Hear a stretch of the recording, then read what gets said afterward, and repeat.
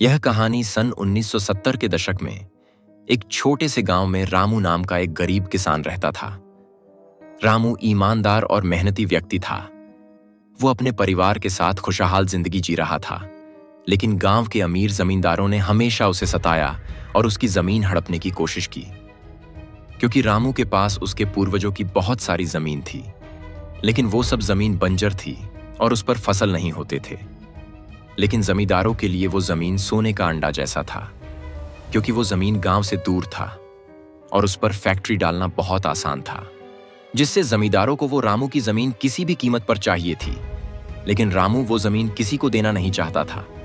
लेकिन गांव के सबसे अमीर जमींदार ठाकुर रणवीर सिंह उसकी जमीन पर नजर गड़ाए हुए थे। ठाकुर ने कई बार रामू को धमकाया और उसकी जमीन छीनने की कोशिश की, लेकिन रामू से ठाकुर जमीन छीन न सका। क्रोध में एक दिन ठाकुर और उसके आदमियों ने रामू के फसल वाली खेतों में आग लगा दी।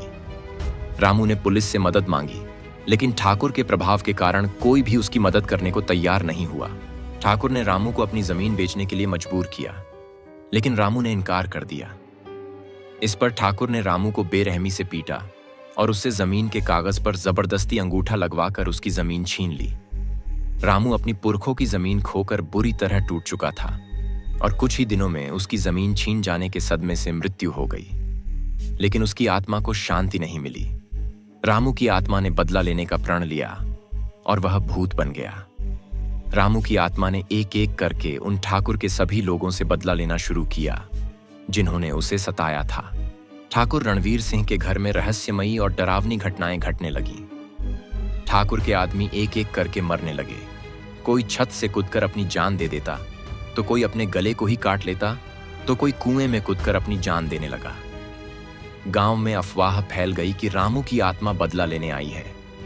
ठाकुर के समझ नहीं आ रहा था आखिर ये सब क्या हो रहा है। ठाकुर ने मामला को समझने के लिए तांत्रिक को बुलाया।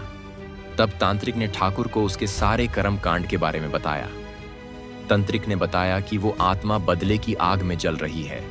ये सुनकर ठाकुर घबरा जाता है और तांत्रिक से रामू की आत्मा से बचने का उपाय मांगता है। इस पर तांत्रिक ठाकुर को बचाने के लिए पूजा करने के लिए बैठ जाता है और रामू को काबू करने की कोशिश करता है।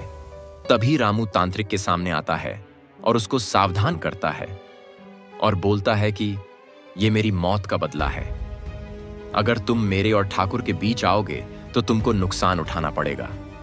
ठाकुर वहीं बैठा रामू को सुनकर घबरा जाता है और रामू से माफी मांगता है, लेकिन रामू ठाकुर की ओर देखता भी नहीं और इतना कहकर रामू गायब हो जाता है कि तुम्हारी मौत निश्चित होगी। ठाकुर तांत्रिक के पैर पकड़ लेता और उसको बचाने के लिए गिड़गिड़ाने लगता है। तांत्रिक भी रामू के धमकी से घबराया होता है, लेकिन वो ठाकुर को बचाना अपना धर्म समझता है और फिर रामू की आत्मा को काबू करने के लिए यज्ञ करने लगता है। तभी रामू फिर से तांत्रिक के सामने आ जाता है और तांत्रिक को काबू कर लेता है। तांत्रिक मंत्र पढ़कर खुद को छुड़ाने की कोशिश करता है, लेकिन कोई भी रामू की आत्मा को काबू में नहीं कर सका। बदले के आग में जल रही आत्मा को काबू करना तांत्रिक को भारी पड़ा और तांत्रिक वहां पड़े एक चाकू से अपना गर्दन काट लेता है और तांत्रिक का बलि चढ़ जाता है। अब ठाकुर की बारी थी। वो इधर उधर भागने लगता है और छुपने लगता है। ठाकुर रणवीर सिंह को रामू की आत्मा ने चारों तरफ से घेर लिया।